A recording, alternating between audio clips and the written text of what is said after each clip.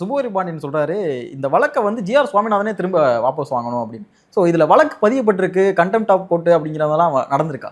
இல்லைங்க, இந்த விஷயத்த நான் ஒன்று புரிஞ்சுங்க. எப்பவுமே கண்டெம்ப்ட் 2 இருக்குது. கிரிமினல் கண்டெம்ப்ட் ஒன்று, சிவில் கண்டெம்ப்ட் ஒன்று. சிவில்ன்றது என்னென்னா, என்னோட ஆர்டர், நான் ஒரு ஆர்டர் போடுறேன், ஸோ அண்ட் ஸோக்கு நீங்கள் பந்தோபஸ்து கொடுங்க, நாளைக்கு காலையிலேருந்து பந்தோபஸ்து கொடுங்கன்னு கொடுக்குறேன். கூட ஒரு போலீஸ் கொடுக்கல, கண்டெம்ப்ட் வராங்க, ஐயா நீங்கள் சொன்ன ஆர்டர் மீறிட்டீங்கன்னு. டிஜிபி கூப்பிட்டு கேட்குறேன், ஏன் கொடுக்க மாட்டேன்னு. கொடுக்க முடியாதுங்கன்றாரு. அப்போது நானே அவருக்கு தண்டனை கொடுக்கலாம். ஏன்னா it's a order passed by me.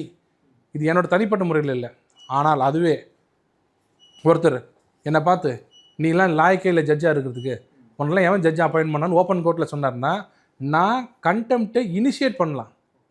என்னை தனிப்பட்ட முறையில் திட்டுறதுக்கு நான் தண்டிக்க முடியாது. இனிஷியேட் பண்ணி நான் என்ன பண்ணுவேன், சிஜிஐக்கு அனுப்புவேன், சீஃப் ஜஸ்டிஸுக்கு. ஐயா என்னை முன்னாடியே வந்து இப்படி அசிங்கமாக திட்டாரு, இந்த வழக்கை நீங்கள் விசாரிக்கணும்னா டிவிஷன் பெஞ்ச் விசாரிக்கணும்.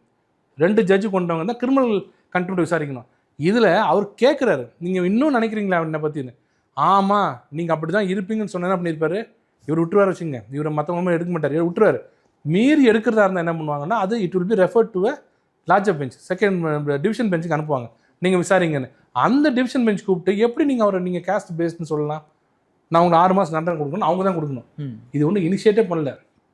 கூப்பிட்றாரு, கேட்குறாரு, கேட்டவன் பதில் சொல்லலை. நான் நேற்று போட்டிருந்தாங்க, நேற்று ரெஃபர் பண்ணிட்டார், எனக்கு எதுக்கு வம்பு, சிஜிஐ பார்த்துக்கிட்டோம். இப்போ சிஜி என்ன கூப்பிட்டு கேட்க போகிறாரு, எப்படி நீ தனிப்பட்ட முறையில் ஜி.ஆர். சாமிநாதன்ற தனிப்பட்ட நபரை காஸ்ட் பயாஸ்டாக இருக்கிறாரு, ஜாதி சார்பாக அவர் பாகுபாடு காட்டுறாரு, எதை வச்சு சொன்னேன்னு கேட்பாங்க. போய் சொல்லி தானே ஆகணும். சொல்லலைன்னா உள்ளே போகிறாரு. இப்போ என்னென்னா, இப்போ அடுத்த பயம் வந்து போச்சு, எதையோ தோண்டி எதையோ வந்துச்சுன்ற மாதிரி வாஞ்சிநாதன் பிரச்சனை ஆயிடுச்சு. இப்போ வாஞ்சிநாதனை காப்பாற்றுக்கு என்ன பண்ண முடியும்? கோர்ட்டுக்கு போக முடியாது. இந்த மாதிரி புற அழுத்தம் வெளியிலேருந்து மிரட்டுறாங்க.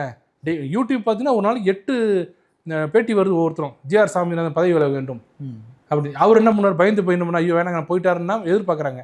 அவர் அப்படி கிடையாது. அவர் என்ன பண்ணால் திருப்பி அதையே பண்ணுவார்.